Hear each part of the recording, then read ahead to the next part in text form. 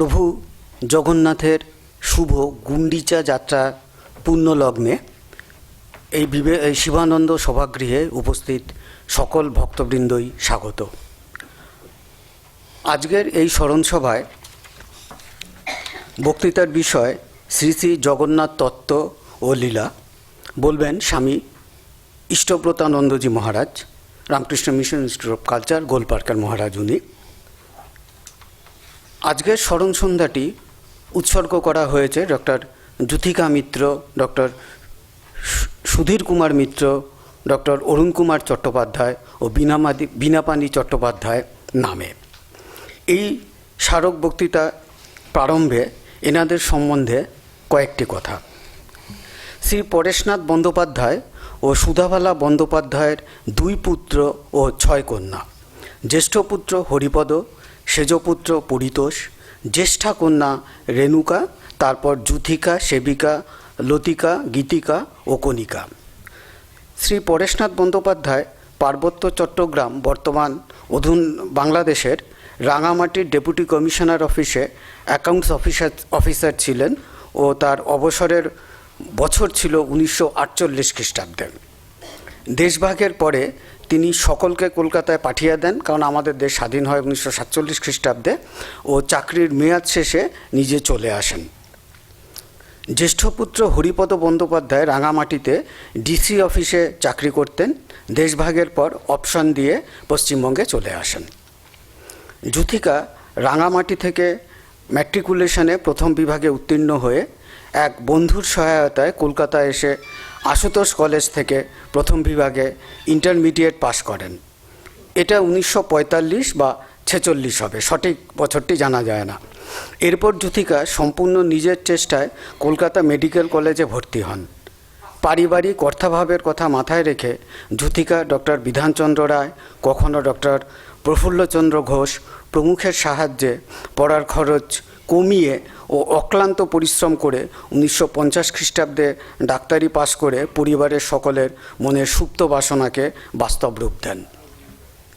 এরপর ডক্টর সুধীর কুমার মিত্রের সঙ্গে যুথিকার বিবাহ হয়। এই সময় তার বোন গীতিকা নীলরতন সরকার মেডিকেল কলেজে ভর্তি হন। 50 দশকের শেষ ভাগে অল্প সংখ্যক লোকের বাস যোধপুর পার্কে ডক্টর সুধীর কুমার মিত্র ও ডক্টর যুথিকা মিত্র শিশুরোগ ও স্ত্রীরোগ বিশেষজ্ঞ হিসেবে চেম্বার খুলে রোগী দেখা শুরু করেন। ফোর্ট উইলিয়ামে চাকরিসূত্রে জড়িত থাকা অথবা গড়চা রোডে নিজেদের নার্সিংহোমে স্বল্পমূল্যে ডাক্তারি পরিষেবা, সর্বত্র তাদের কাজের মধ্যে সেবার মনোভাব প্রকাশিত। 1969 খ্রিস্টাব্দে এই ডাক্তার দম্পতি শ্রীমৎ স্বামী বীরেশ্বরানন্দজি মহারাজের কৃপাপ্রাপ্ত হন। ডক্টর যুথিকা মিত্র স্বল্প রোগভোগের পর 1996 খ্রিস্টাব্দের 22 ফেব্রুয়ারি 71 বছর বয়সে রামকৃষ্ণ লোকে যাত্রা করেন। এর 1 বছরের মধ্যে 1997 খ্রিস্টাব্দে 20 মার্চ ডক্টর সুধীর কুমার মিত্র চলে যান। ডক্টর গীতিকা বন্দ্যোপাধ্যায়ের পৃষ্ঠপোষকতায় এই স্মারক বক্তৃতা আয়োজিত। ডক্টর অরুণ কুমার ও বীণাপাণি চট্টোপাধ্যায়। ভুবনেশ্বর চট্টোপাধ্যায় ও বীণাপাণি দেবীর পুত্র অরুণ কুমার চট্টোপাধ্যায়ের জন্ম 17 আগস্ট 1938 খ্রিস্টাব্দে কলকাতায়। পিতা ভুবনেশ্বর চট্টোপাধ্যায় এজি বেঙ্গলে কর্মরত অবস্থায় মাত্র 42 বছর বয়সে প্রয়াত হন। মাতা বীণাপাণি দেবী গৃহবধূ, অত্যন্ত কষ্ট সহকারে সন্তানদের প্রতিপালন করেন। অরুণ কুমার স্কুল ফাইনাল পাশ করার পর কলকাতার আশুতোষ কলেজ থেকে আইএসসি ও ফিজিক্স নিয়ে সাম্মানিক বিএসসি পাশ করেন। মাত্র 12 বছর বয়সে পিতার অকাল মৃত্যুর পর আর্থিক ও অন্যান্য অসুবিধা সত্ত্বেও কলকাতা বিশ্ববিদ্যালয় থেকে 1960 খ্রিস্টাব্দে ফিজিক্স নিয়ে এমএসসি পাশ করেন। অল্প সময় ভাবা অ্যাটমিক রিসার্চ সেন্টার ও আইআইটি খড়গপুরে কাটানোর পর কলকাতার বসুবিজ্ঞান মন্দির, বোস ইনস্টিটিউট হিসেবে পরিচিত, এ গবেষক ছাত্র হিসেবে যোগদান করেন। ডক্টর আনন্দমোহন ঘোষের অধীনে পিএইচডি করার পর বোস ইনস্টিটিউটে স্থায়ীভাবে যোগদান করেন এবং 1998 খ্রিস্টাব্দে বসুবিজ্ঞান মন্দির থেকেই অবসর গ্রহণ করেন। এখানে একটি বিষয় উল্লেখ করা যায় যে বসুবিজ্ঞান মন্দিরের 14 মেভ নিউট্রন জেনারেটর সংক্রান্ত কাজের সঙ্গে ডক্টর অরুণ কুমার বিশেষভাবে যুক্ত ছিলেন। শ্রী অনিল কুমার বসু ও শ্রীমতী কল্যাণী বসুর কন্যা শ্রীমতী অরুণা বসুর সঙ্গে বিবাহ সূত্রে তিনি আবদ্ধ হন। তিনি নিঃসন্তান ছিলেন। ডক্টর অরুণ কুমার চট্টোপাধ্যায় ও তার স্ত্রী অরুণা বসু চট্টোপাধ্যায় উভয়ই শ্রীমৎ স্বামী প্রভানন্দজি মহারাজের কাছ থেকে দীক্ষা লাভ করেন। বিজ্ঞান বিষয় ছাড়াও অন্য বিষয়ের বই পড়তে তিনি ভালোবাসতেন। বিশেষ করে শ্রীরামকৃষ্ণ, সারদা মা ও স্বামী বিবেকানন্দের উপর বই পছন্দ করতেন। ডক্টর অরুণ কুমার চট্টোপাধ্যায় 9 ফেব্রুয়ারি 2023 খ্রিস্টাব্দে রামকৃষ্ণলোকে যাত্রা করেন। ডক্টর অরুণ কুমার বীণাপাণি চট্টোপাধ্যায় স্মারক বক্তৃতা তার স্ত্রী শ্রীমতী অরুণা বসু চট্টোপাধ্যায়ের পৃষ্ঠপোষকতায় আয়োজিত। আজ বাংলার ডক্টর জ্যোতিকা মিত্র, সুধীর কুমার মিত্র, ডক্টর অরুণ কুমার ও বীণাপাণি চট্টোপাধ্যায় স্মারক বক্তৃতা দেবেন স্বামী ইষ্টব্রতানন্দজি মহারাজ। বিষয় শ্রী শ্রী জগন্নাথ তত্ত্ব ও লীলা।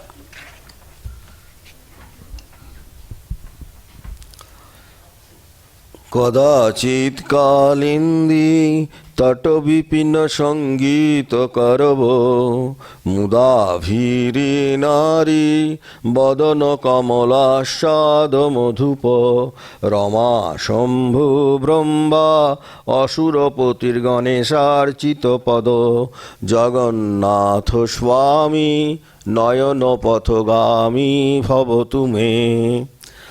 আজ পুরুষোত্তম শ্রী শ্রী জগন্নাথের তত্ত্ব এবং লীলা চিন্তন। কারণ জগন্নাথ যে তত্ত্ব করতে গেলে আমরা প্রথমেই জগন্নাথের উৎসে যাব, যে এই জগন্নাথ মহাপ্রভু কিভাবে ধরাধামে অবতীর্ণ হলেন। কারণ উৎসে যেতে গেলে আমাদের মহাভারতের যুদ্ধের মধ্যে পৌঁছতে হবে। যখন শেষ হয়ে গেছে যুদ্ধ, তখন ঋষি দুর্বাসা একসময় শ্রীকৃষ্ণের আতিথ্য গ্রহণ করেছিলেন। তিনি ঋষিকে গরম পায়েস খেতে দিয়েছিলেন। ঋষি তাকে বলেছিলেন, তুমি যে গরম পায়েস আমাকে দিলে, তুমি এটা নিজের গায়ে মাখো দেখিনি। কৃষ্ণ তার সারা গায়ে মেখেছিলেন, মাখলেন না কেবল তার পা দুটিতে। সে কেবল ঋষির প্রতি সম্মান দেখানোর জন্য। ঋষি দুর্বাসা সন্তুষ্ট হয়ে বর দিলেন, দেখো তোমার দেহ দুর্ভেদ্য বর্মস্বরূপ হবে, কিন্তু তুমি তো পায়ে পায়েস মাখনি, তাই পা দুটো কিন্তু মানুষের মতোই হয়ে থাকলো। তারপরে আমরা আর একটা জানি, কুরুক্ষেত্র মহাযুদ্ধ যখন শেষ, ধর্মের জয় নির্ধারিত হয়ে গেছে। কৌরব মাতা ধৃতরাষ্ট্র পত্নী গান্ধারী এসে দাঁড়িয়েছিলেন যুদ্ধক্ষেত্রে। সেই কৌরবের কুরুক্ষেত্রের শ্মশান ভূমিতে শুয়ে আছে তার 100টা ছেলে। আমরা জানি তারা কোনোদিন আর ওর আশীর্বাদ প্রার্থনা করবে না, কোনোদিন আর মা গান্ধারীকে মা বলে ডাকবে না। পাণ্ডবরা প্রমাদ গুনছেন, এই মহিষী মহিলা যদি কোনো অভিসম্পাদ দেন তবে সেটা মৃত্যুর চাইতেও ভয়ঙ্কর হবে। কারণ আমরা জানি মা গান্ধারী সতী ছিলেন, অন্ধ ছিলেন না। অন্ধ স্বামীর সহধর্মচারিণী হয়ে স্বামীর দুঃখকে সমানভাবে অনুভব করবেন বলে চোখে কাপড় বেঁধে অন্ধ সাজতেন, তাই না? তাই আমরা দেখেছি যে নিজের জীবন দিয়ে তিনি সহধর্মিণী মানে যে ধর্মের জয়গান করে গেছেন। এই তো কয়েকদিন আগে দুর্যোধন এসেছিলেন, তখন মায়ের আশীর্বাদ চাইতে গান্ধারী কি বলেছিলেন আমরা সবাই জানি, যত ধর্ম তত জয় হোক, ধর্মের জয় হোক। বলতে পারেননি গান্ধারী, বৎস তোমার জয় হোক, শেষ পর্যন্ত ধর্মেরই জয় হয়েছিল। গান্ধারীর চারিদিকে কেবল সদ্য বিধবা কৌরব কুলরানীরা যা কুলে সব কাঁদছে, শ্রীকৃষ্ণ ও আশঙ্কায় তটস্থ। গান্ধারী পাণ্ডবদের কিন্তু অভিশাপ দিলেন না, বলে ওরা তো কোনো অধর্ম করেনি, ওরা তো ধর্মযুদ্ধ করেছে। তিনি অভিশাপ দিলেন শ্রীকৃষ্ণকে, তোমারই ছলে তোমারই কৌশলে আজ কুরুবংশ ধ্বংস হয়েছে, তোমার যদুবংশ তোমার চোখের সামনে ধ্বংস হবে। আর আমার বধূদের মতো তোমার কুলবধূরা এমনি হাউ হাউ করে কাঁদবে। কে দিলেন? গান্ধারী। কাকে দিলেন অভিশাপ? ভগবান শ্রীকৃষ্ণকে। গান্ধারী যখন ঋষি দুর্বাসার এই যে আশীর্বাদ আর সতী গান্ধারীর এই যে অভিশাপ সফল করার জন্য ভগবান শ্রীকৃষ্ণ কী করলেন? বিভিন্ন শাখার মধ্যে যদুবংশের মধ্যে আত্মকলহের সূচনা করলেন। প্রবাসে তারা বরাবর পরস্পরের মধ্যে বিবাদ, বিসম্বাদ, কলহ, ঝগড়া, সাত্যকী, কৃতবর্মা, প্রদ্যুম্ন প্রভৃতি যাদব বীরগণ পরস্পরকে হিংসা, এবং হিংসায় প্রবৃত্ত হয়ে যদুবংশ ধ্বংস করলেন। যদুবংশে বাতি দিতে কেউ রইল না। বলদেব মানে বলরাম তিনি সমস্ত লক্ষ্য করে পশ্চিম সাগরের কূলে প্রভাসে একটা বটগাছের নিচে প্রায় উপবেশন করলেন, যোগ বলে দেহ রক্ষা করলেন। আর যোগ সমাহিত হওয়ার সময় তার মুখ দিয়ে কি বেরোলো? নাগরাজ শেষ নাগ, আমরা জানি। সেই সমুদ্রে চলে গেলেন তিনি। সেই ভগবান শ্রীকৃষ্ণ স্বজাতি কুটুম্বদের আত্মহনন প্রত্যক্ষ করে সারথি দারুককে আদেশ করলেন, আমার পৌত্র যে বজ্র তাকে রেখে এসো মথুরায়। দ্বারাবতী এখন কেবল নারী বসতি হলো। বজ্রকে পাঠিয়ে দারুককে বললেন, শ্রী ভগবান আজ হতে সপ্তম দিনে কার্তিকী পূর্ণিমায় কৃত্তিকা নক্ষত্রে তিনি দ্বারাবতী সমুদ্রগর্ভে মানে দ্বারকায় সেখানে তিনি বিলীন হয়ে যাবেন। তুমি এই পুরনারীদের কথা মাথায় রেখে এসো। আর তাদেরকে কি করো না, তাদের হস্তিনানগরে চলে যাও। তৃতীয় পাণ্ডব আমার সখা অর্জুনকে সকল সংবাদ দিও, শীঘ্র তাকে নিয়ে এসো। প্রভুভক্ত সারথি দারুক অত্যন্ত বিষণ্ণ চিত্তে কি করবে, প্রভুর শেষ আদেশ গেলেন তিনি। ভগবান শ্রীকৃষ্ণ ধীর পায়ে সমুদ্র তীরে গমন করলেন। দেখলেন বলদেব দেহত্যাগ করেছেন, পিতা বসুদেবকে তিনি নারীদের রক্ষা করার ভার দিয়ে ভগবান শ্রীকৃষ্ণ প্রভাসের বিজন অরণ্যে সমুদ্র তীরে একটি অশ্বত্থ বৃক্ষতলে তিনি বসলেন। আর দক্ষিণের চরণের ওপর বাম পদ সন্নিবেশ করে অর্ধশয়ান, সমগ্র শরীর ঘন পল্লবাচ্ছাদিত। এইবারে জরা নামে এক ব্যাধ শবর, সে অভিশপ্ত মুসলের শেষাংশ দিয়ে তৈরি করেছিল তীরের তীক্ষ্ণতার ফলক। হ্যাঁ, সে যেন দৈবপ্রেরিত। এই মুসলের গল্প আমরা বলতে পারছি না, কেননা জগন্নাথ নিয়ে আমরা আলোচনা করব। সেই জন্য দৈবপ্রেরিত দূতের মতো এসেছিল শিকারের সন্ধানে। হরিণ ভ্রমে দেবকী নন্দন শ্রী গোবিন্দের ওই যে মৃগ কর্ণ নিভ রাঙা রাতুল চরণ, যে ওটা নির্দেশ করে স্বর চালালেন। পর মুহূর্তে জ্বর এখন বুঝতে পারল, তখন গোবিন্দ ভগবান শ্রীকৃষ্ণ তাকে আশ্বস্ত করে বললেন, তুমি আমারই মায়ায় আমাকে সর্বিদ্ধ করেছ, তুমি কেন লজ্জিত হচ্ছে? ত্রেতা যুগে তুমি কে ছিলে জানো? রাম অবতারের তুমি ছিলে বালি পুত্র অঙ্গদ, জানো সেটা? তোমার মহাবীর পিতা বালিকে গুপ্ত স্থান থেকে আমিই বধ করেছিলাম। তুমি তখন কি করেছিলে না, পিতৃশত্রু নিধনের প্রতিজ্ঞা করে তুমি বর প্রার্থনা করেছিলে। আমারই বরে এই বিষাক্ত বাণে তুমি আমায় আঘাত করলে, তুমি আমার বরে স্বর্গে যাবে। তারপর আত্মস্থ হয়ে বললেন, কার্য অবসান। পরদিন তৃতীয় পাণ্ডব অর্জুন সারথি দারুকের সঙ্গে দ্বারাবতী এলেন। দ্বিতীয় দিন সকালে মহাত্মা বসুদেব যোগবলে দেহ রক্ষা করেছেন। অর্জুন শোক করার অবকাশ পাননি। মহাত্মা বসুদেব, অনন্তদেব, বলদেব, ভগবান শ্রীকৃষ্ণ তিনজনের পবিত্র দেহ চিতানলে স্থাপনা করে অগ্নি সংস্কার করলেন। প্রেতকার্য সমাধা করলেন অর্জুন। কিন্তু ভগবান শ্রীকৃষ্ণের দেহ 7 দিনেও সম্পূর্ণ ভস্মীভূত হলো না। এইখানে ম্যাজিক। 7 দিনেও সেই ভগবানের দেহ ভস্মীভূত হলো না। তিনি এই পবিত্র দেহাবশেষ নিয়ে সমুদ্রে ভাসিয়ে দিলেন। সপ্তম দিনে অর্জুন মথুরায় গিয়ে বিবিধ রত্নরাজি নিয়ে কুরুক্ষেত্রে চলিয়ে গেলেন এবং ইন্দ্রপ্রস্থের রাজ্যের ভার শ্রীকৃষ্ণের প্রপৌত্র বজ্রের ওপর অর্পিত হলো। আর শ্রীকৃষ্ণের দেহাবশেষ কি হলো? দারু রূপ ধারণ করল। কিসের? একটি কাঠের রূপ। দারু মানে কাঠ, দারু ব্রহ্ম। একটি কাঠের রূপ ধারণ করলেন এবং রাজা ইন্দ্রদুম্নের স্বপ্নজ্ঞাত গোবিন্দের মূর্তি ওই দারুতে তিনি আবার প্রকট হবেন। তাই মন্দিরের সামনে অরুণ স্তম্ভের কাছে মহাদারু ব্রহ্ম স্থাপিত হলো। রাজা ইন্দ্রদম্নি তার 12 জন সুদক্ষ কারিগর নিয়োগ করলেন গোবিন্দের বিগ্রহ তৈরির জন্য। 3 দিন পর্বে কীরকম মূর্তি তৈরি হচ্ছে দেখার জন্য মহারাজ নিজে এসছেন। দেখলেন মূর্তি হওয়া তো দূরের কথা, ওই যে দারুটা তাতে যেমনই অক্ষত তেমনি একটি ছেনিও মেরে তাকে কিচ্ছু করা যায়নি। তাহলে সূত্রধরা বলল, মহারাজ আমাদের সাধ্য নেই, যত যন্ত্র বড় বড় নিয়ে এসেছিলাম সব ভেঙে গেছে, কিছুতেই কিছু করতে পারছি না। হ্যাঁ মহারাজ, এ কাঠ সাধারণ কাঠ নয়, এটা কোনো দৈব শক্তির কাঠ, এ কাঠে আমার হবে না। রাজা রেগে উঠলেন, আগামীকালের মধ্যে তোমরা যদি দৈব মূর্তি দেবী মূর্তি তৈরি করতে না পারো তাহলে তোমাদের সকলকে কি করব না, কঠোর দণ্ড দেব। তখন রাজাজ্ঞা শুনে সূত্রধরেরা সকলেই হাহাকার করে উঠল। তারা কি করবে? সেই বহু বিপদ নিবারণ গোবিন্দ মধুসূদনকে বলছে, বাবা প্রাণ ভরে রাখতে লাগলো, আমরা তো চেষ্টা করেছি গোবিন্দ, তুমি তো জানো আমরা যতটা চেষ্টা করেছি, এত দেখো এক গভীর রাত্রে তারা শুনতে পেলো। দেখো সূত্রধর, তোমাদের কোনো দোষ নেই, তোমরা কোনো চিন্তা করো না, তোমরা আগামীকালে প্রভাতে আমি রাজার সঙ্গে দেখা করব, তোমাদেরও পায়ে রক্ষা করব। অভয়বাণী শুনে তারা আশ্বস্ত হলো। তখন রাত্রি প্রভাতে এক বৃদ্ধ সূত্রধর একদম ভোরবেলায় রাজের দ্বারা এসে গেছে। তার পাটা গোদ, পুরো এরকম বড় একখানি গোদ আছে, পিঠে একটা বিরাট কুঁজ রয়েছে, চোখে পিচুটি পড়ছে, এত পিচুটি পড়ছে সে দেখা যায় না, এবং সর্বাঙ্গে তার পাঁচরা, এবং আবার সে কানে কালা। দোয়ারিক তাকে রাজপ্রাসাদে ঢুকতে দিল না। সে সূত্রধর অনেক উপরোধ করছে, কোনো ফল হলো না। রাজার কাছে সংবাদ পৌঁছলো যে একজন এসে ওই রাজদ্বারে এসে মহা ঝামেলা পাকাচ্ছে। হ্যাঁ, তাহলে কি হবে না? তখন মুখ্যমন্ত্রী বললেন, এর মরণ এগিয়ে এসছে, তবু অর্থলোভ ছাড়তে পারছে না। রাজা উচ্চৈঃস্বরে তাকে নিয়ে আসলেন, বলে, তোমার নাম কি, কি তোমার পেশা, তুমি আমার কাছে কেন এসেছ?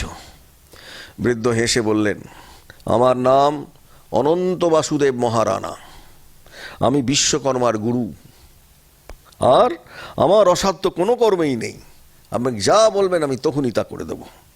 রাজা বৃদ্ধকে সঙ্গে নিয়ে সেই মহাদারু, এতদিন ধরে কেউ কোনো কাজ করতে পারছে না, 2 মাস ধরে পড়ে রয়েছে, রাজা বৃদ্ধ অনন্ত বাসুদেব নখ দিয়েই গাছের ছালটা তুলে দিলেন। এই প্রথমে কি করলেন? নখ দিয়ে গাছের ছাল, সকলে স্তম্ভিত হয়ে গেল। তখন রাজা বাসুদেবকে বললেন, আপনি শীঘ্রবিন্দের বিগ্রহটা নির্মাণ করুন। বাসুদেব বলল, আমি তো এই কাজের জন্যই এসেছি, তবে আমার এক সর্বঘরের দরজা বন্ধ করে আমি কাজ করব, 21 দিন পরে বিগ্রহ নির্মাণ করে আমি রাজার হাতে তুলে দেব।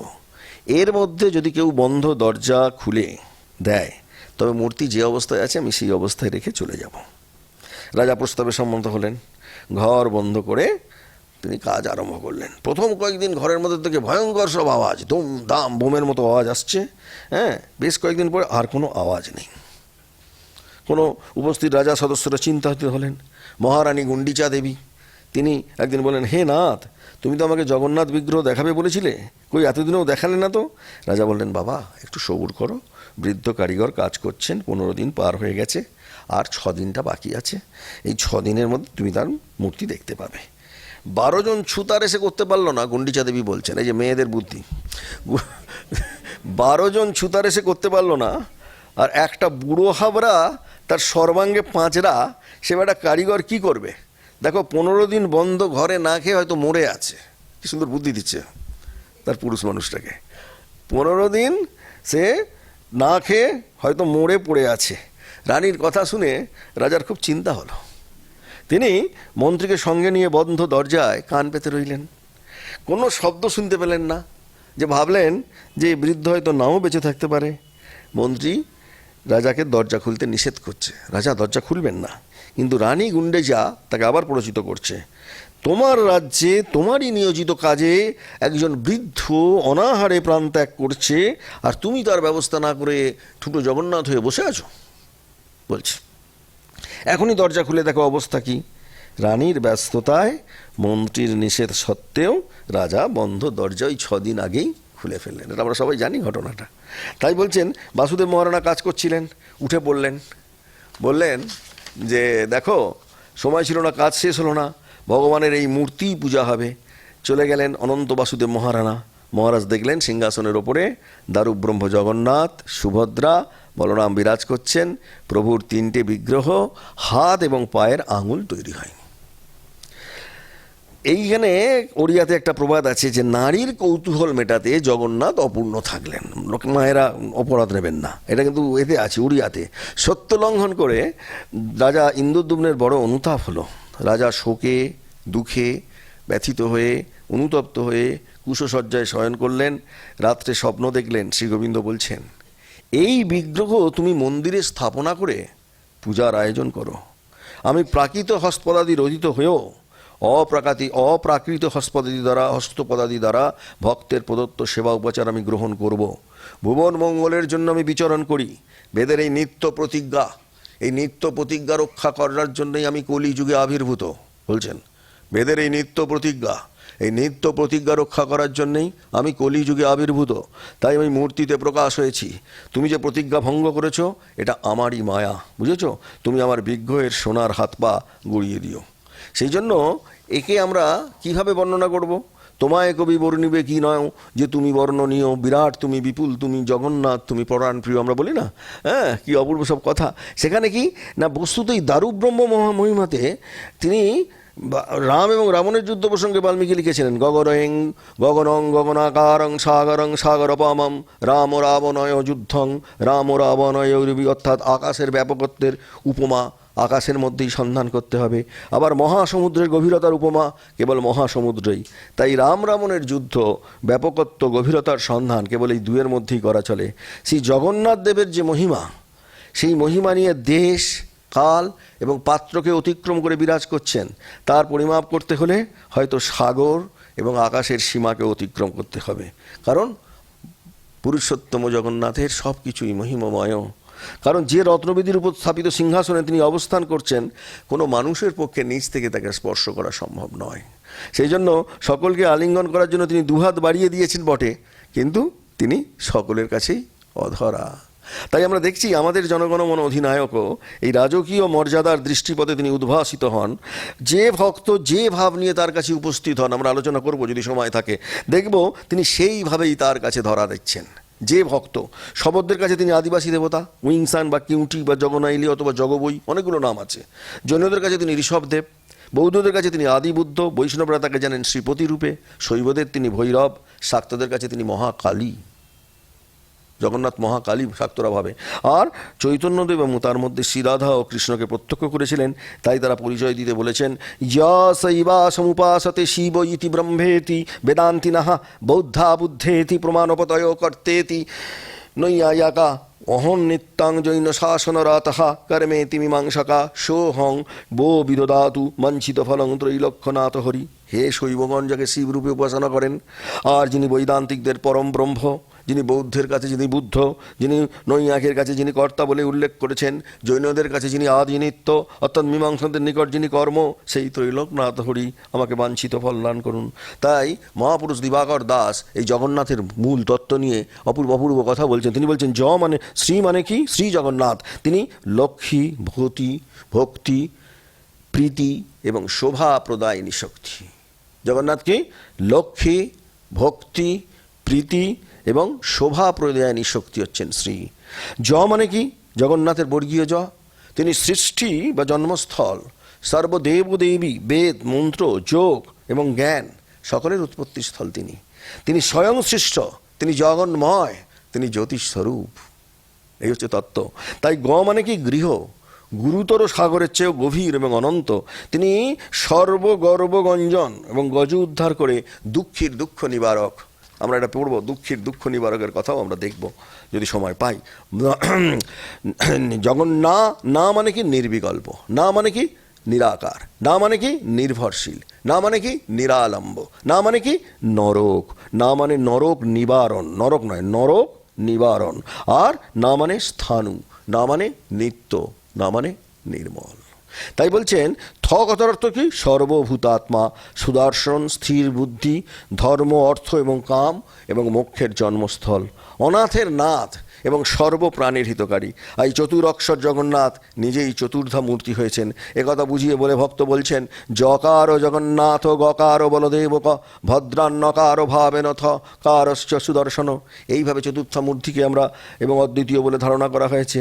শিবপুরাণে রয়েছে কি? পুরুষোত্তমাৎ পরম ক্ষেত্রং নাস্তি অন্নদ্ভববোচনম তত্র সাক্ষাৎ পরম ব্রহ্ম দারু ব্রহ্ম শরীরভৃত। অর্থাৎ মুক্তি লাভ করার জন্য পুরুষোত্তম ক্ষেত্র ছাড়া অন্য ক্ষেত্র সংসারে নেই, শিবপুরাণে লিখছে।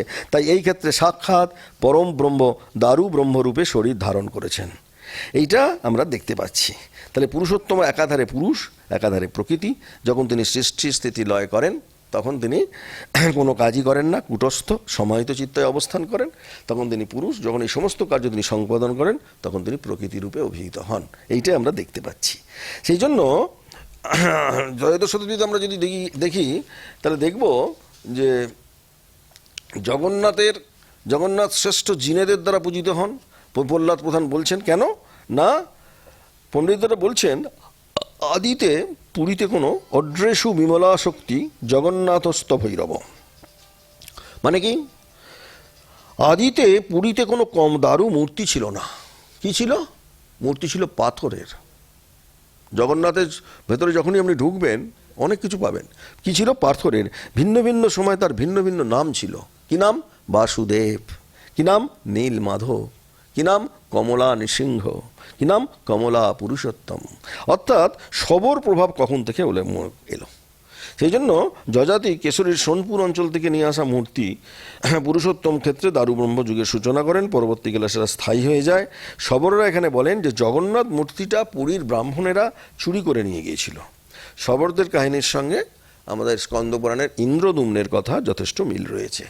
এখানেও এক ব্রাহ্মণ এক শবর প্রধানের বাড়িতে যায় এবং তার কন্যাকে বিবাহ করতে চায়। এটা আমরা সবাই জানি, আপনারা সবাই জানেন, এই কতটা জানেন বলে আমি এর মধ্যে বেশি ঢুকছি না। হ্যাঁ, কিন্তু শবর এতে সম্মত হলে ব্রাহ্মণকে লুকিয়ে পুরীতে নিয়ে আসেন। এই বিকলাঙ্গ মূর্তির ব্যাখ্যাও শবররা দিয়েছেন। একদিন মহাপ্রভু কিটুং রমণগিরির পাহাড়ে নিকট একটি পাথর ভেঙে ফেললেন। পাথর ভাঙা মাত্রই কি হলো? তার থেকে আগুন বেরিয়ে আসছে। কিটুংয়ের মাথা এবং পা দুটি পুড়ে যাচ্ছে। পাথরের টুকরো দ্বারা তার মাথার শরীরের বাম দিকে আঘাত লাগলো। খঞ্জ বিকলাঙ্গ কিটুং তখন ওই বাধ্য হয়ে ওখানে অবস্থান করছেন এবং ওই কিটুংয়ের বিকলাঙ্গ মূর্তি গঠন করে পূজা অর্চনা করার জন্য শবররা সিদ্ধান্ত নিল। সেই জন্য সারলা দাস বলে একজন উড়িয়া, তিনি মহাভারতে জগন্নাথের শবর ঐতিহ্যকে স্বীকার করছেন।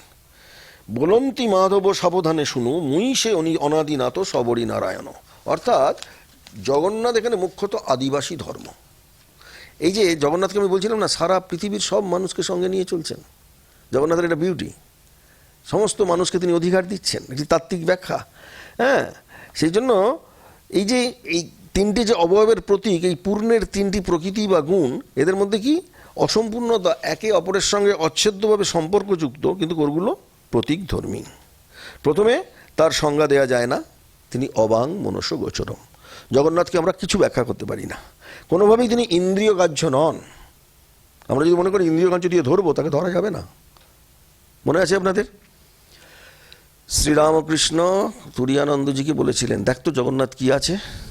তুরীয়ানন্দর কি করলেন, একটা লাঠি নিয়ে ওই রত্নবেদীর উপরে লাগাচ্ছেন। জগন্নাথ তিনি নাকি দারুব্রহ্ম, তিনি নাকি দ্বৈত। লাঠিটা একবার এদিক গিয়ে একবার ওদিক গিয়ে, কোচাতেই জগন্নাথের গায়ে আর ছাড়ছে না। তাহলে জগন্নাথকে নিরবয়ব, জগন্নাথকে নিরবয়ব। যার ভক্তি আছে সে দেখতে পাচ্ছে। এবং আমরা দেখেছিলাম যে ভক্তরা বলছেন যে চন্দ্র এবং সূর্য তার দুটো চক্ষু। কারণ কি?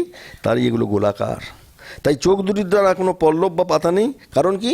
জগন্নাথ জিত নিদ্র, ঘুমান না, ঘুম তিনি জয় করেছেন, তাই তিনি জিত নিদ্র।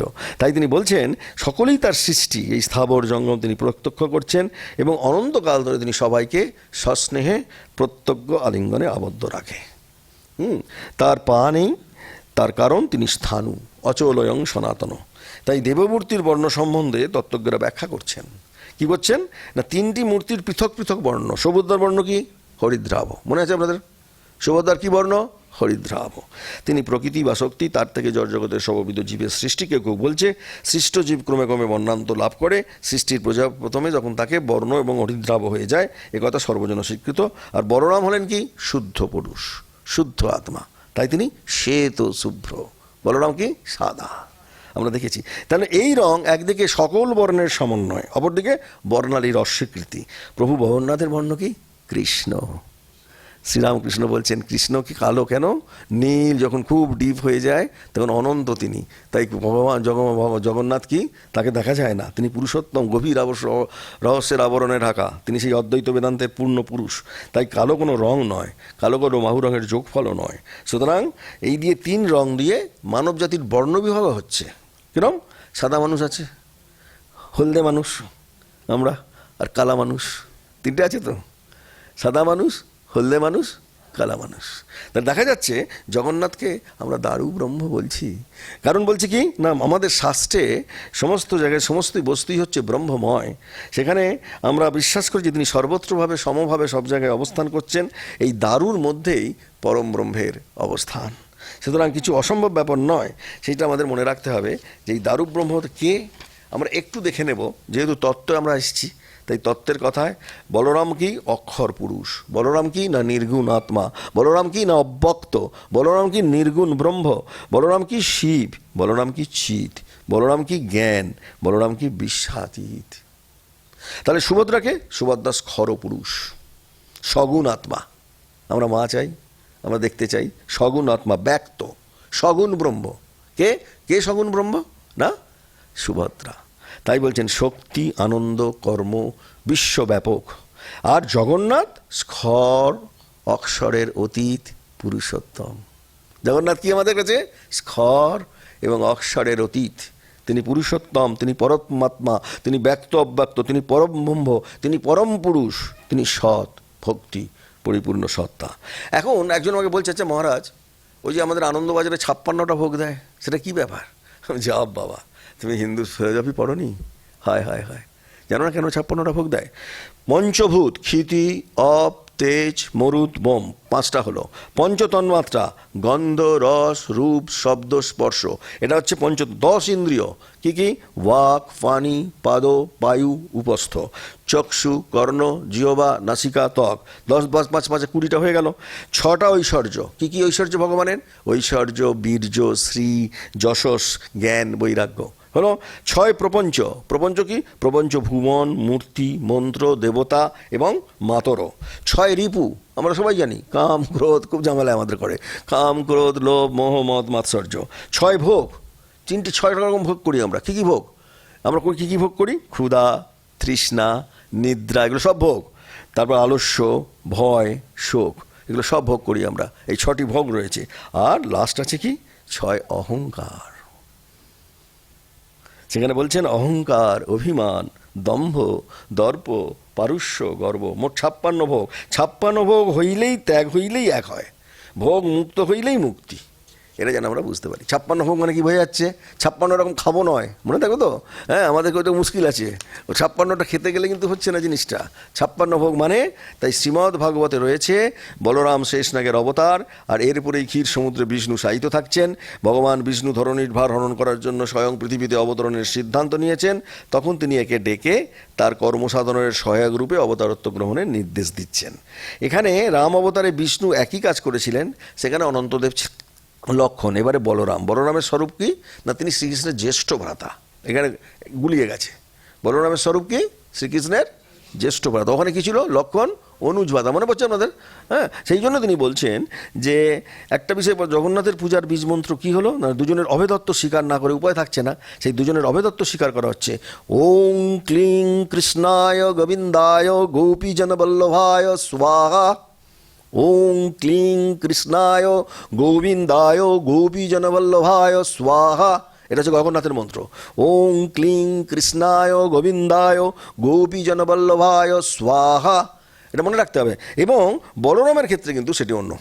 ওং নমো ভগবতে বাসুদেবায়। বলরামের ক্ষেত্রে কি আছে? ওং নমো ভগবতে বাসুদেবায়। কারণ কি? দুটি কৃষ্ণ মন্ত্র। প্রথমটির অর্থ হলো তিনি জগতের সৃষ্টি স্থিতি লয়ের কারণ, এগুলো আমরা সব জানি, সেগুলো এগুলো নিয়ে আমরা যাচ্ছি না। সেই জন্য রত্নসিংহাসনে বলভদ্র হচ্ছেন অনন্তনাগ, সাহিত্য পুরুষোত্তম হলেন জগন্নাথ, সুভদ্রান হলেন নিদ্রারূপী ক্রিয়াশক্তি। তাই রাম উপাধির মধ্যে বলরাম হলেন লক্ষণ এবং জগন্নাথ হলেন শ্রীরামচন্দ্র, আর বলরাম অনুজ লক্ষণ এবং সুভদ্রা সীতা। এইখানে আমরা দেখেছি যে এই নিয়ে অনেক সমস্যা হয়েছে। আমরা ভক্তদের কথা কিছু পড়ব। ভক্তদের কথা, লীলা কথা না পড়লে আপনি জগন্নাথ জানতে পারবেন না যে তিনি কিভাবে লীলা করেন। জগন্নাথ তো জ্যান্ত জগন্নাথ। সোজা কথা, জগন্নাথ হচ্ছেন জ্যান্ত। যে আপনি যত জগন্নাথকে অনুভব করবেন, আপনি নিজে বুঝতে পারবেন জগন্নাথ জীবন্ত, প্রতি মুহূর্তে আপনার কথা শুনছে। হ্যাঁ, সেই জন্য আমরা প্রণব তত্ত্বের কথার মধ্যে আজকে যাচ্ছি না, তার একটু লীলার কথা আজকে পড়ব। কেন লীলার কথা পড়ব না, আপনারা গতকালই গিয়েছিলেন না বলরাম বসুর বাড়িতে? মনে পড়ছে? গতকাল না গত পরশু, জানি না কবে।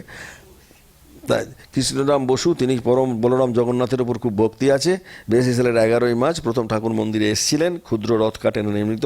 সেখানে এক ভক্ত বর্ণনা করছেন যে অতিশয় ক্ষুদ্র রথ কাঠের নির্মিত, দ্বিতলের বারান্দায় টানিবার মতো, শ্রীকরে ধরিয়া রজ্জু টান দিলা রথে, সংকীর্তন সহ প্রভু নাচিতে নাচিতে, ভক্তগণ যোগ দিলা সঙ্গেতে প্রভুর, প্রেমে ভরা প্রেমোন্মত্ত প্রেমের ঠাকুর, কভুরজ্জু পরিহরি প্রমত্ত কীর্তনে, অপূর্ব প্রভুর লীলা ভক্তগণ শনে। তাই জগন্নাথের প্রতি শ্রীরামকৃষ্ণদেবেরও প্রগাঢ় ভক্তি ছিলেন।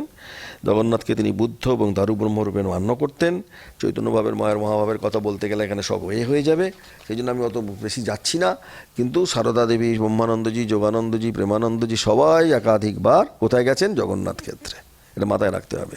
এবং দেবেন্দ্রনাথ ঠাকুর, রঙ্গলাল বন্দ্যোপাধ্যায়, রবীন্দ্রচন্দ্র সেন, রবীন্দ্রনাথ ঠাকুর, জ্যোতিরিন্দ্র সবাই আমাদের জগন্নাথ ক্ষেত্রে যায়নি এরকম খুব কমজনই আছে। রাজা রামমোহন দত্তের যিনি ছিলেন স্ত্রী, স্ত্রী নন, মা তারিণী দেবী, তিনি শ্রীক্ষেত্রে ইহলীলা সম্বরণ করেছিলেন। এবারে আমরা আসছি যে পুরীতে এই ভক্তদের নিয়ে তিনি যে কিরকম লীলা করতেন, এই লীলার দু চারটি কথা, তাহলে আমরা বুঝতে পারবো যে জগন্নাথ সত্যি আছেন না নেই। জগন্নাথ যে আছেন এটা বোঝা যায় এবং এখনও লীলা হয়। তাই বলছেন পুরীতে একজন পাণ্ডা বাস করতেন, সম্পূর্ণ গীতাপাঠ তার নিত্যকর্মের অঙ্গ ছিল। হ্যাঁ, এই একটু এটাকে চালিয়ে যেত ফ্যানটাকে। তার গীতা মাতার প্রতি এই অবিচল ভক্তি দেখে লোকে দেখে নাম দিয়েছে গীতা পাণ্ডা। অনেক রকম পাণ্ডা আছে, ও সারা প্রতিদিন অত গীতা পড়েন বলে তার নাম কি দিলেন? গীতা পাণ্ডা। যদিও তার আসল নাম কি ছিল? অর্জুন মিশ্র। জগন্নাথের প্রতি অনুরাগ অকৃত্রিম, তিনি সমস্ত সব কাজে জগন্নাথের ওপর, পুরুষোত্তমের ওপর নির্ভর করতে। ভক্তবেশে তিনি যেমন অসাধারণ, তেমনি তার দরিদ্র ছিল একই রকম। এত দরিদ্র ভাবা যায় না। মানুষটা অত গীতা পাঠ করেন কিন্তু তার দারিদ্র ভাবা যায় না।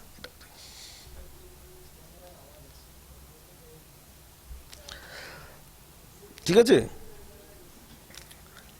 নিত্য তিনি ভিক্ষা করেই দিন যাপন করেন। তখনকার দিনে ছিল, একবার বর্ষাকালে পুরীতে 7 দিন ধরে, আমার মনে আছে 99 সালে যখন হলো, 15 দিন ধরে, 7 দিন ধরে প্রচণ্ড ঝড় বৃষ্টি। সেই দুর্যোগে কোনো মানুষ পথে বেরোতে পারলো না। ভিক্ষান্ন সংগ্রহের জন্য গীতা পাণ্ডাও বাইরে যেতে পারলেন না। সঞ্চিত খাদ্য নিঃশেষ হয়ে গেছে। সকলে খিদায় কাতর, পাণ্ডা, ব্রাহ্মণী আর 3টি শিশু ওনার। কারোর মুখে অন্ন উঠছে না। গীতা পাণ্ডা কিন্তু নির্বিকার, বাইরে যেতে হচ্ছে না, অখণ্ড অবসর। তিনি মহানন্দে গীতা পাঠ করে চলেছেন। ব্রাহ্মণী, তাকে তো খাবার জোগাড় করতে হবে, আমরা সবাই জানেন মায়েদের হাতেই সব। সে গিয়ে পাণ্ডাকে বলছেন খাদ্যের চেষ্টা না করে শিশুপুত্রদের নিয়ে তাকে অনশনে প্রাণত্যাগ করতে হবে।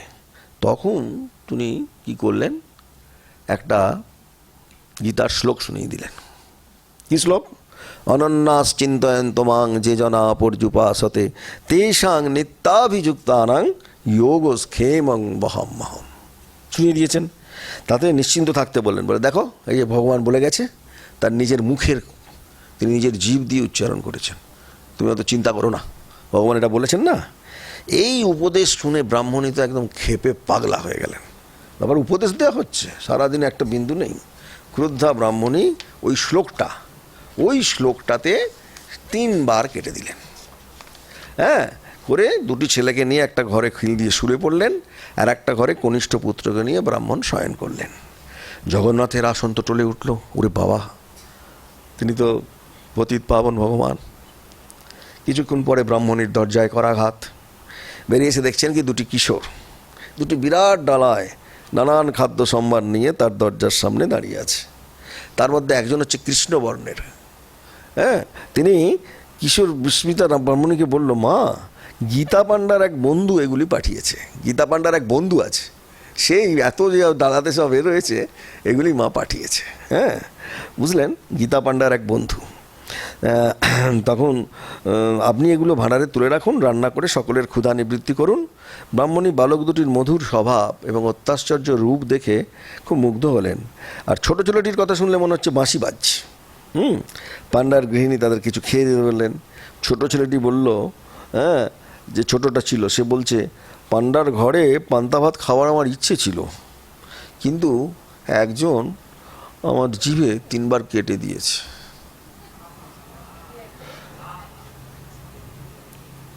তাই এখন আমি কিছু খেতে পাচ্ছি না, রক্ত বেরোচ্ছে। এ কথা বলে তারা চলে গেল। ব্রাহ্মণী ঘোরের মধ্যে ছিলেন। সকচুতিকে হয়ে তিনি ব্রাহ্মণের কাছে গেলেন, গিয়ে বলছেন যে দেখো, ব্রাহ্মণ ভাঁড়ার ঘরে এলো। দেখলেন গোটা ঘর নানান ভোজ্যে পরিপূর্ণ। হ্যাঁ, ব্রাহ্মণীকে জিজ্ঞাসা করলেন যে এত খাবার, যেটা 1 মাসের মধ্যেও শেষ করা যাবে না, এত খাবার। তিনি ব্রাহ্মণীকে জিজ্ঞাসা করলেন, যারা এসেছিল তাদের কিছু খাইয়েছে তো? ব্রাহ্মণী তখন ছেলেটিকে যা বলেছিল তা পাণ্ডাকে শোনালেন। তখন পাণ্ডার কাছে পুরো ব্যাপারটা পরিষ্কার হয়ে গেল। তিনি বুঝলেন পদ্মনাভের জিহবায় 3টি ক্ষত চিহ্ন তৈরি হয়েছে। মার্জনা ভিক্ষা করে দুজনেই ছুটে গেলেন শ্রীমন্দিরে জগন্নাথের। দেখছেন,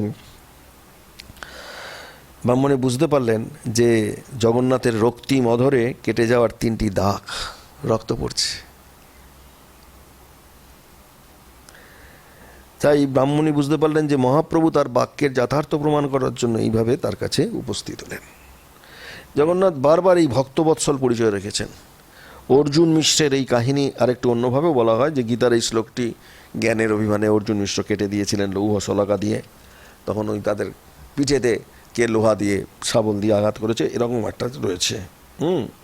এবং সেখানে বলো কি মা তোমায় কি যে মিশ্র ঠাকুর আমাদের পিঠ চিরিয়া দিলেন নিজে, বলো কি বলো কি বলো বলিতে বলিতে ভাসিয়া অশ্রু জলে মিশ্র গৃহিণী মূর্ছিতা হয়ে পড়েছিলেন ভূমিতলে। এরপর ব্রাহ্মণের কাছে ফিরে এসে মূর্ছান্তে সব সংবাদ শুনলেন। তখন ভৎসিত হয়ে অর্জুন মিশ্র বলছেন, এখানে ভক্তের বিউটি। আমরা তো অহংকার করি, কিন্তু ভক্ত অহংকার করে না। ভক্তের এই সৌন্দর্য কি বুঝেছি গৃহিণী বলিতে হবে না আর। আমি অভাগ্য, আমি পাষণ্ড, জ্ঞানের অহংকার ত্যাজিতে পারিনি, গীতার বাক্যে করেছিনু সন্দেহ।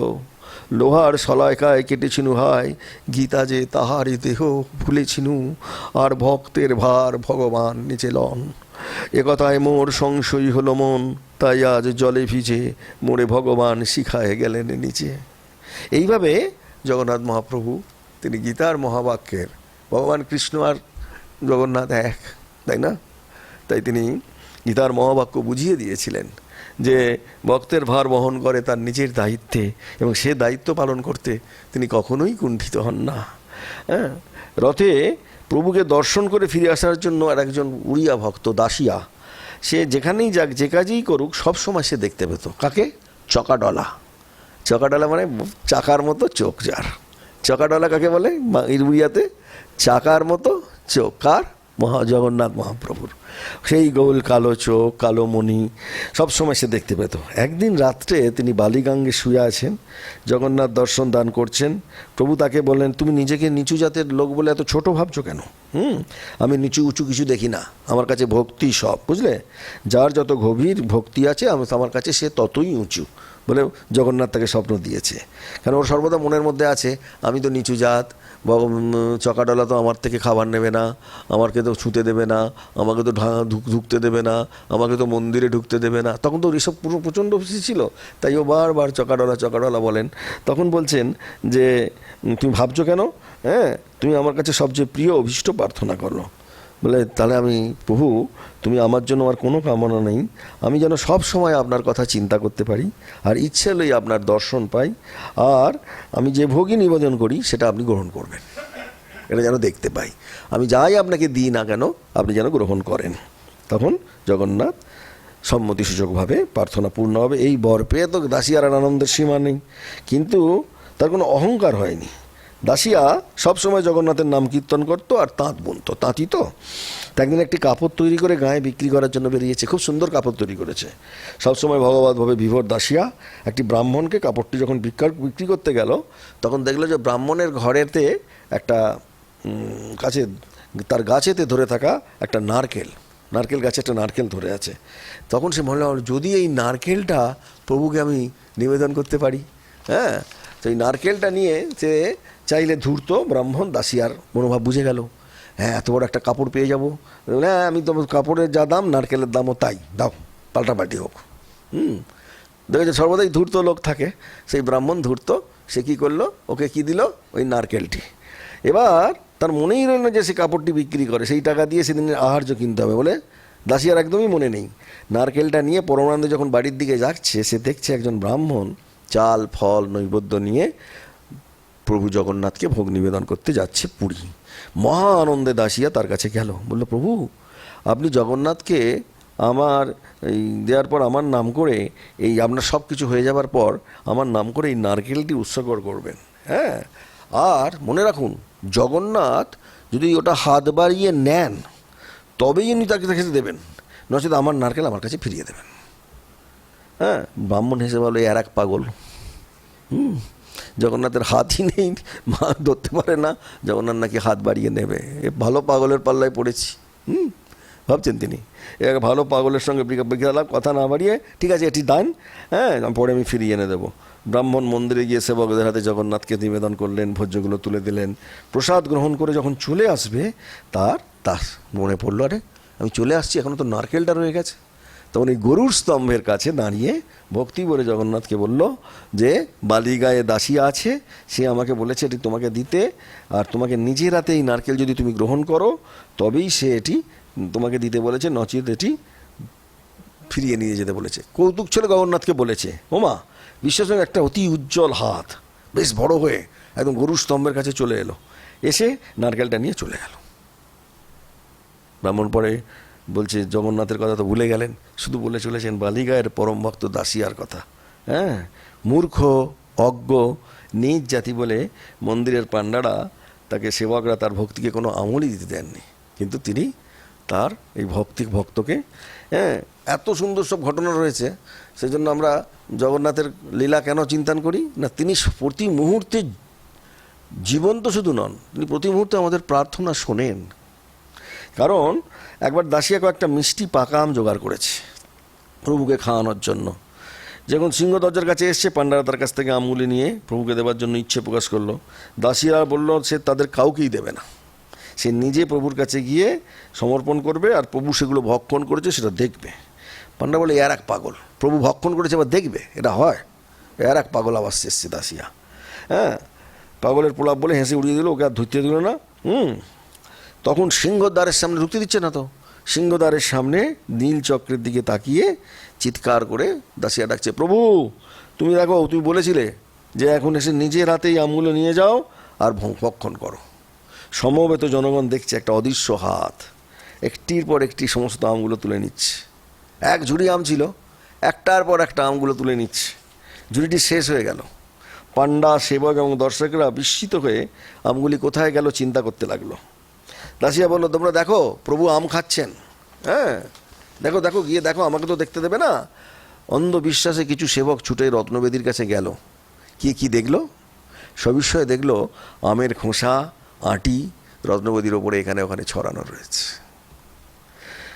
তারা সঙ্গে সঙ্গে দৌড়তে দৌড়তে হাতে নিয়ে চললো, জগন্নাথের জয় মারল। এই মালা বলল, ধন্য তোমার ভক্তি, এই ভক্তি দিয়ে তুমি প্রত্যক্ষভাবে জগন্নাথকে জয় করেছ। আমরা কিভাবে জগন্নাথকে জয় করব? ভক্তি দিয়ে। এরা সব জয় করেছে কি দিয়ে? ভক্তি দিয়ে। না এই অলৌকিক ঘটনাগুলি ঘটেছে, আমরা নিজেরা বিজ্ঞান দিয়ে এটাকে আমরা ব্যাখ্যা করতে পারি না, কিন্তু ঘটেছে। তাই তিনি বলছেন যে একবার রঘুবর, তিনি একজন মালি ছিলেন, মহাপ্রভুর জন্য একটি সুন্দর পুষ্পমাল্য রচনা করেছেন, কিন্তু ফুলগুলো যখন গাঁথবেন তখন তার কাছে পয়সা ছিল না। ওই কলার যে আছে না, তাতে হ্যাঁ, তাতে কলার এতে থাকে, কলাতে নয়, কলার ওই থোরের সামনে যে এটা থাকে কলা গাছের, সেখানে অনেক সুতো থাকে। তিনি কলার খোলের সুতো ব্যবহার করলেন। মন্দিরের পুরোহিত অতি যত্নে ভক্তিভরে গাঁথা সেই মালাটা ফিরিয়ে দিলেন। যখন ফিরিয়ে দিলেন তখন কলা গাছের খোল থেকে তৈরি সূত্র অপবিত্র তাই গণ্য করা হতো। বিষণ্ণ রঘুবর মালা নিয়ে ফিরে গেলেন। সেবা পূজা করার সময় বিগ্রহের শয্যাগ্রহণের পূর্বে আবার সেবা শুরু হচ্ছে। এর নাম বড় সিঙ্গার। বিগ্রহের অঙ্গরাগের পর যখন জগন্নাথকে ফুল দিয়ে সাজানো হচ্ছে, তখন দেখা গেল যে জগন্নাথের গায়ে একটা ফুলও লাগছে না। যে ফুলই দিচ্ছে, যে মালাই দিচ্ছে, সব পড়ে যাচ্ছে, একটা ফুলও লাগছে না। হ্যাঁ, এবং এরা 1 ঘন্টা ধরে চেষ্টা করলো, সব ওই পূজারীরা, মেকআপ, পুষ্পলোক, মেকআপ, সিঙ্গারি এবং অন্যান্য সেবকরা বড় সিঙ্গার করতে সম্পূর্ণ ব্যর্থ। তখন তারা বলল, নিশ্চয়ই প্রভু আমাদের প্রতি রুষ্ট হয়েছেন, আমরা এখন অনশন গুহারিয়া করব। অনশন গুহারিয়াটা কি না, স্বপ্নে এই অনশন করে তারা প্রার্থনা করবে, তাহলে স্বপ্নে প্রভু জানিয়ে দেবেন কি ভুলটা হয়েছে। প্রভুর কাছে যাওয়া হচ্ছে কি উপবাস। উপবাস শব্দের অর্থ কি? কাছে যাওয়া, ভগবানের কাছে যাওয়া। তাই অনশন গুহারিয়া শুরু হলো রাত 4টে থেকে, এবং ভোর রাত 2টো থেকে এই অনশন গুহারিয়া শুরু হয়েছে। রাত্রি 4টের সময় তালিচা মহাপাত্র, যিনি মেন, তিনি প্রভুর দর্শন পেলেন। হ্যাঁ, প্রভু বলছেন, আমার পরম ভক্ত তার অদৃশ্য ভক্তি সুতোয় যে মালা গেঁথেছেন, হ্যাঁ, আর তার বাইরের সুতো থেকে তোমরা তাকে বিমুখ করেছ। দুঃখে অভিমানে মালাটি সামনে রেখে সে বিনিদ্র রজনী যাপন করছে, হ্যাঁ, নয়ন তার অবিরল অশ্রুধারা। আমার এই পরম ভক্তের যদি মনস্কামনা পূর্ণ না হয়, আমি কেমন করে এই তোমাদের দেয়া মালা তোমাদের সুখসজ্জায় শয়ন করব বলো? আমি কেমন করে তোমাদের দেয়া মালা তোমাদের দেয়া সুখসজ্জায় বলো আমি কেমন করে শয়ন করি? তুমি যখন বলছেন যে তৎক্ষণাৎ তালিজা মহাপাত্র অন্যান্য সকলের কাছে থেকে স্বপ্ন বেদান্ত জানালেন, সিদ্ধান্ত হলো যে রঘুবরের গাঁথা মালা দিয়েই সেদিনের বেশ করানো হবে। ভক্তের প্রতি জগন্নাথের এমনই কৃপা। জগন্নাথ মানে কৃপা, কৃপা পারাবার। আমরা যত দেখব জগন্নাথ মহাপ্রভুকে যে তিনি কৃপা পারাবার, কৃপা সমুদ্র। এরকম একটি অপূর্ব জীবন আমরা দেখেছি যে একবার কি হয়েছে, রঘুবরের মনটি ছিল বালকের মতো, তার সঙ্গে তিনি খেলা করতে আসতেন। তাই পরম ভাগবত মহান সাধক রঘুবরের পরিচিতি সর্বত্র ছড়িয়ে পড়েছে। সকলেই জানে রঘুবরকে না জগন্নাথের পরম বন্ধু। একদিন জগন্নাথ তার কাছে এসেছে, বলছেন চলো রঘুবর, আজকে তুমি আমি আর রাজার বাগান থেকে কাঁঠাল চুরি করব। বল প্রভু, তোমার যদি কাঁঠাল খাবার ইচ্ছে হয় চুরি কেন? আমি তো এক্ষুনি রাজাকে বললেই আমি মাধুকরী করে তোমার জন্য নিয়ে আসবো, নয় রাজার কাছ থেকে নিয়ে আসবো। না না না, ওভাবে তো সবই পাওয়া যায়। মা যশোদাও তো আমাকে নিয়মিত মাখন দিতেন, নিজের কোলে বসিয়ে কত আদর করে খাওয়াতেন। তাই বলে কি আমি সখাদের সঙ্গে মাখন চুরি করতাম না? চুরি করে পাওয়া জিনিসে একটা আলাদা আলাদা আস্বাদ থাকে। অগত্যা জগন্নাথকে সঙ্গে নিয়ে রঘুবর চললেন রাজার বিরাট বাগান। সেখানে পাহারাদারকে লুকিয়ে দুজনে পৌঁছলেন এক বিরাট কাঁঠাল গাছের তলায়। সেখানে অনেক পাকা পাকা ফল ঝরে আছে। জগন্নাথ বলছেন, রঘুবর এবার তুমি গাছে উঠে পড়ো, গাছ থেকে সব থেকে বড় পাকা ফলটি তুমি নিচে ফেলো, আমি লুফে নেব। যেই কথা সেই কাজ, রঘুবর গাছে উঠেছে। জগন্নাথ গাছের তলায় হাত বাড়িয়ে দাঁড়িয়ে আছেন। রঘুবর সব থেকে ভালো ফলটি ছিঁড়ে নিয়ে তিনি জগন্নাথের যে পাতের দিকে তিনি ছুঁড়ে দিলেন। কোথায় জগন্নাথ? ওটা মাটিতে পড়ে বিশাল শব্দ হয়েছে, কাঁঠালটা ফেটেও গেছে। মালি ছুটে এসছে, প্রহরী ছুটে এসছে। কাঁঠাল চোর দেখে তো সে অবাক, দৌড়ে গিয়েছে, বললে আরে ইনি তো বিরাট ভক্ত, ইনি কাঁঠাল চুরি করছেন। আবার রাজাকে সংবাদ দিয়েছে। রাজা রঘুবর দাস তার বাগান থেকে কাঁঠাল চুরি করতে এসে ধরা পড়েছেন। রাজাকে যখন দিয়েছে, তিনি গাছে বসে আছেন। রাজা মালির কথায় বিশ্বাস না করে সভাসদদের নিয়ে ঘটনাস্থলে এলেন। দেখছেন মালি মিথ্যা কথা বলেনি, রঘুবর তখনও গাছেই বসে আছেন, নামেননি। রাজা বললেন, প্রভু এত কষ্ট করে আপনি গাছে চড়ে কাঁঠাল পাচ্ছেন কেন? আমাকে জানালে তো আপনার প্রয়োজন মতো ফল আমি আপনার কাছে পাঠিয়ে দিতাম। রঘুবর নিচে নেমে এলেন, হাসতে হাসতে জানালেন যে জগন্নাথ আমাকে ষড়যন্ত্র করেছে ধরিয়ে দেবে বলে। বন্ধু তো আমাকে ধরিয়ে দিল যাতে একটু মারধর খাই, তিনি ষড়যন্ত্র করেছেন। হ্যাঁ, সব শুনে সবাই রঘুবরকে ধন্য ধন্য করছে। এইরকম আর একটা ঘটনা, এটা আমাদের বৈদিক ব্রাহ্মণের ঘটনা, সেটা না বললে আমাদের, সেটা ঘটনা হয়েছিল রামানুজাচার্যের জীবনে। আমরা রামানুজাচার্যের জীবনেও দেখব। কি দেখব না, সেখানে দ্বাদশ শতাব্দীর এই বৈষ্ণবাচার্য চোর গঙ্গাদেবের শাসনকালে পুরীতে এসেছিলেন। কত? দ্বাদশ শতাব্দীতে। দীর্ঘকাল এখানে অবস্থান করছেন। এমার মঠ আছে, সাধক এবং বৈষ্ণব ব্রাহ্মণ হিসেবে তার পরিচিতি এবং তার খ্যাতিও আছে। তিনি বিশিষ্ট অদ্বৈত এই দার্শনিক শঙ্করের অদ্বৈতবাদকে প্রখর যুক্তি দিয়ে খণ্ড খণ্ড করেছিলেন। সেই সময় শৈবেরা কেউ তর্কে তার সমকক্ষ ছিল না, তাই তারা রামানুজকে এড়িয়ে চলতেন। পুরীতে এসে রামানুজ লক্ষ্য করলেন, এটা আমাদের জানতে হবে, যে মন্দিরের পূজা অর্চনার মধ্যে নানান মিশ্রণ ঘটা হচ্ছে। জগন্নাথ হলেন মহাবিষ্ণু, তাই তার পূজা হবে বৈদিক শাস্ত্রসম্মত বৈষ্ণবীয় পদ্ধতিতে। কিন্তু জগন্নাথ পূজা পদ্ধতিতে তান্ত্রিক প্রভাব, পাঞ্চরাত্র পদ্ধতির প্রয়োগ, তিনি বিরক্ত হলেন। বললেন এ তো অনাচার। এর প্রতিবিধানের জন্য তিনি রাজা চোর গঙ্গাদেবকে বললেন। রাজা বললেন রামানুজের যুক্তির অভ্রান্ততা স্বীকার করে যে ঠিক আছে, তুমি শুদ্ধ বৈদিক মতে বিষ্ণুর পূজার আয়োজনের নির্দেশ দিলেন। স্থির হলো পরদিন থেকে যেভাবে জগন্নাথের পুজো চলছে সেটা আর চলবে না। এই রামানুজাচার্য তিনি যেটা করবেন, তিনি যেটা বৈদিক শুদ্ধ মত, সেই শুদ্ধ মতই চলবে। কারণ রামানুজ বিশ্বাস করতেন যে বেদের শীর্ষে আছেন সহস্র শিষ্য পুরুষ, তাই তিনি সর্বোত্তম ঈশ্বর এবং পুরুষোত্তম। অন্যান্য দেবতা এমনকি স্বয়ং শিবও তার ইচ্ছা অনুসারে কাজ করেন। তাই বৈদিক রীতি অনুসারে জানা করার জন্য তার এত আগ্রহ। রাজাদের শুনে মন্দিরের মধ্যে যারা অব্রাহ্মণ বলে পরিচিত তারা প্রমাদ গুনল। তারা তো এতদিন পুজো করছিল অব্রাহ্মণ, এতদিন ধরে মহাপ্রভুর সেবায় ছিল তাদের অধিকার, স্বীকৃত তা বাতিল হয়ে যাবে। তারা ভীত হলো। দ্বৈতরা প্রথমে এই আদেশ প্রত্যাহারের জন্য রাজার কাছে গেল যে দাদা এই কী হচ্ছে, আমরা এতদিন ধরে জগন্নাথের সেবা করে আসছি, আমরা দ্বৈত, আর আমাদের এখনই রামানুজাচার্য কোথা থেকে এলো, সব তুলে দেবেন তিনি। তখন রাজা তাদের কথায় কর্ণপাত করলেন না। কোথাও কিছু করতে না পেরে তারা গেলেন ধোবানির কাছে। ইনি জাতিতে রজকিনী, অসাধারণ শক্তি সম্পন্ন সাধিকা, জগন্নাথে তার অনুরাগ অকৃত্রিম। দ্বৈতদের কথা শুনে তিনি আশ্বাস দিলেন, তোমরা বৃথা চিন্তিত হও না, মন্দিরের সেবা পূজার যে ব্যবস্থা এতদিন ধরে চলে আসছে এটা মনুষ্য নির্ধারিত নয়। এটা আপনাদের প্রত্যেকে মাথায় রাখতে হবে। মন্দিরের সেবা পূজার যে ব্যবস্থা এতদিন ধরে চলে আসছে সেটা মনুষ্য নির্ধারিত নয়। তাহলে সেটা কি না,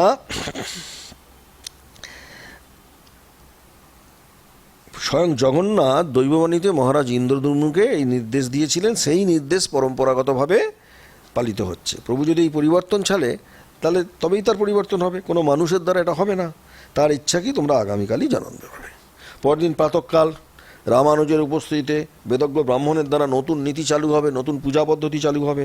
চোর গঙ্গাদেব যথাসময় মন্দিরে দেখলেন রামানুজ তখনও আসেনি। কিছুক্ষণ অপেক্ষা করার পর পূজার সময় উত্তীর্ণ হয়ে যাচ্ছে। রাজা আদেশ দিলেন পুরাতন পদ্ধতি অনুসারে রাজার পূজা আরম্ভ করার, তদনুযায়ী নিত্যকর্ম শুরু হয়ে গেল। কিন্তু রামানুজ গেল কোথায় না, অনুসন্ধানে দেখা গেল চারিদিকে রাজার লোক ছুটল।